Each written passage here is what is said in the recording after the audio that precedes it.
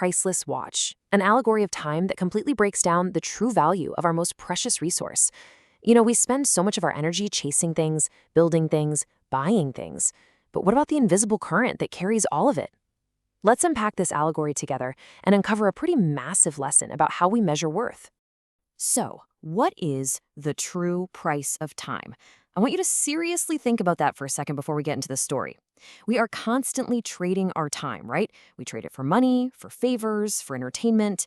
We even say we're spending time or wasting time, literally treating it just like currency. But if someone walked up to you right now and asked you to slap a physical price tag on the very next hour of your life, what would it be? Keep that in the back of your mind. Part 1. The Lazy Son.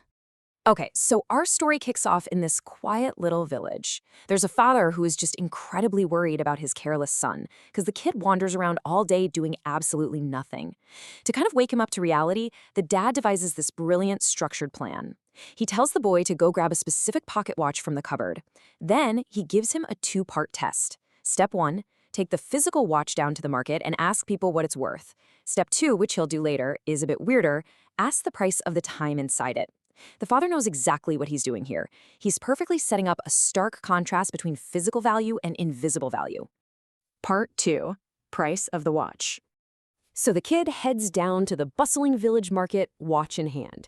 And what's super interesting here is the immediate variance in how people see value. The very first person he asks looks it over and offers 500 rupees. Honestly, not a bad sum for a pocket watch. The boy notes the price, but his dad told him to ask around, so he keeps walking.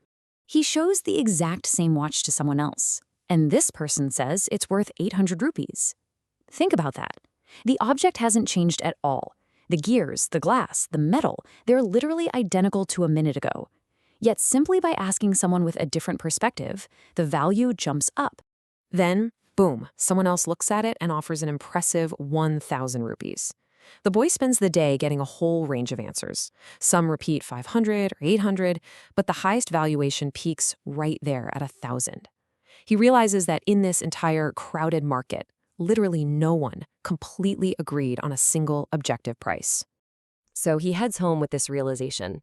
Material objects have fluctuating, completely arbitrary values depending on who you ask. A watch is really only worth what a specific person is willing to pay for it on a specific day. The dad just smiles, tells him to put the watch back in the cupboard, and lets the kids sleep on that thought. Part 3. Price of the time. The next day, the dad calls his son over and totally changes the rules of the game. He throws a massive curveball, telling him, go to the market again, but this time, don't ask the price of the watch. Ask people the price of the time inside this watch. The boy is so confused. I mean, how do you put a price tag on something you can't touch? How do you sell the invisible ticking inside a metal casing? He has no clue what his dad is playing at, but he obeys and walks back to the market. And man, the market's reaction brilliantly illustrates how terribly society actually understands time. When the boy asks this question, nobody offers him 500 or 1,000 rupees. Instead, they look at him strangely. They actually laugh in his face. They shoo him away and call it a foolish question. The poor boy is left feeling completely embarrassed and sad. He's learning the hard way that most people are completely blind to the value of anything they can't physically hold in their hands. Part 4. The Watchmaker's Wisdom. Just as the boy is feeling totally defeated, he stops at a small shop where an old, kind watchmaker actually gets it. The old man speaks softly to the boy and drops his absolute truth bomb. Son, you cannot put a price on time. You can give millions of rupees, but you cannot buy back even 1 second of your life. Think about how powerful that is. Just yesterday, the boy was haggling over 1,000 rupees for a piece of metal. But here, the watchmaker reveals that all the wealth in the world is absolutely powerless to purchase a single fleeting second of the past. It's totally irreplaceable. The old man sees the kid's mind is blown, so he continues, breaking down the nature of time into 2 simple concepts.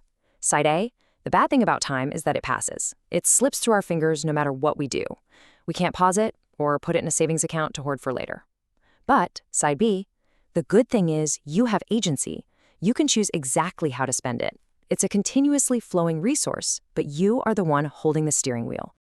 Part 5, the Great Equalizer. 24. The watchmaker points out that this is the most democratic force in the entire universe. Everyone in this world has exactly 24 hours in a day. The richest king and the poorest beggar get the exact same daily deposit. You can't bribe the universe to give you 25 hours, and absolutely no one can steal an hour away to leave you with 23. So, if the daily deposit is identical for everyone, what actually separates us? The old man tells the boy, "The only difference is how you use those hours." When he hears this, the boy's eyes just fill with understanding. Something deep inside him shifts. He realizes that by wandering around the village doing nothing, he has been squandering a fortune that billionaires couldn't even dream of buying. He was throwing away a priceless, non-renewable resource. Part 6. The Priceless Resource. Filled with this massive new perspective, the boy hurries back home to tell his proud father everything. And the outcome is just beautiful. From that day on, the boy stopped wandering. He started working hard, and he began using his time wisely.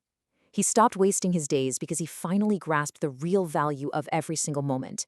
He completely transformed from the lazy son into someone who respected the ticking of that priceless watch.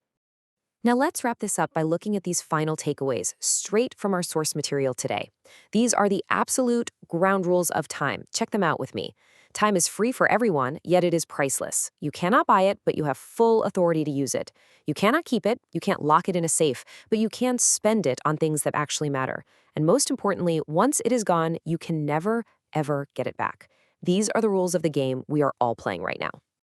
And that brings us to the end of our explainer today. We have seen how a simple pocket watch taught a wandering boy the ultimate secret to a meaningful life. So I'm going to leave you with this final, vital question. You've got the exact same wealth deposited in your account today as everyone else. How will you spend your 24 hours today?